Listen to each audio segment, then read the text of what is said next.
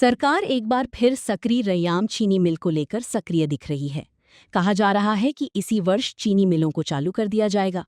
बिहार विधानसभा चुनाव के बाद जब नीतीश कुमार के नेतृत्व में नई सरकार गठन हुआ था, तो कुछ दिनों बाद ही एक टीम सकरी चीनी मिल परिसर पहुंचकर निरीक्षण करने पहुंची थी।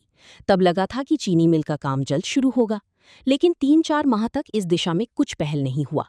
नतीजा हुआ कि दरभंगा मधुबनी के किसानों के सामने असमंजस की स्थिति बन गई।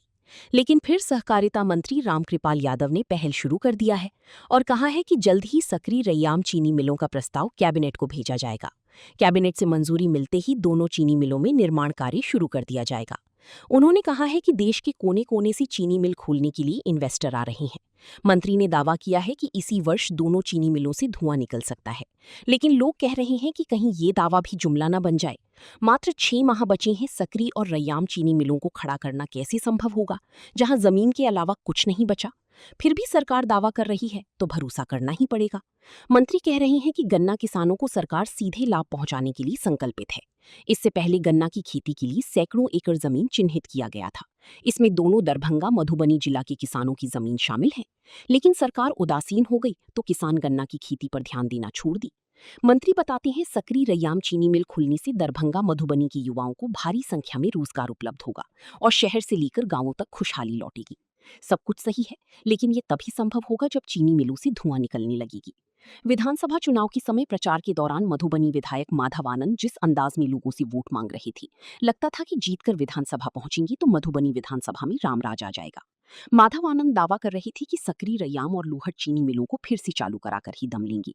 मधुबनी विधानसभा में बड़ी बड़ी कल कारखाने चंद महीनों में दिखने लगेंगी।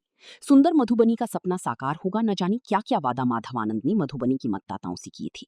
लोगों ने इन पर भरोसा करके इन्हें झोली भर भर कर वोट देकर विधानसभा पहुंचा दिया, लेकिन जीतने के बाद कैसी तेरी रंगा। चीनी मिल खुलवाने की बात तो दूर, एक भी ऐसा काम अभी तक नहीं करा पाए हैं। माधव आनंद तो जनता की चिंता छोड़ अपना भविष्य संवारने में लग गई। लोहट चीनी मिल अपने पैसे से खोलने का दावा करने वाली विधायक अब कह रही हैं कि लोहट में जमीन कहाँ है, कैसी चीनी मिल खुल पाएगा। मतलब अपनी वादा से साफ मुकर गई। लेकिन माधव आनंद को समझना चाहिए कि मधुबनी की जनता आपको जिताकर विधानसभा भेजी है, न कि वे लोग जिनके बीच आज आप चीरे नजर आते हैं। मधुबनी आगे बढ़कर जितना सम्मान करती है, इसी अंदाज में अपमानित करने में देर नहीं करती। दूसरे के कामों को अपनी उपलब्धियां बताकर जो ढिंढोरा आप पीट रही हैं, इसी जनता भली भांति समझ चुकी है।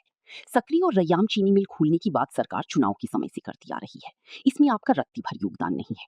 जो भी हो, मंत्री रामकृपाल यादव के अनुसार अगली कैबिनेट बैठक में सकरी रैयाम चीनी चालू कराने का प्रस्ताव को मंजूरी मिल जाने की संभावना है। मधुबनी दरभंगा के लोगों के लिए इससे बड़ी खुशखबरी क्या हो सकता है।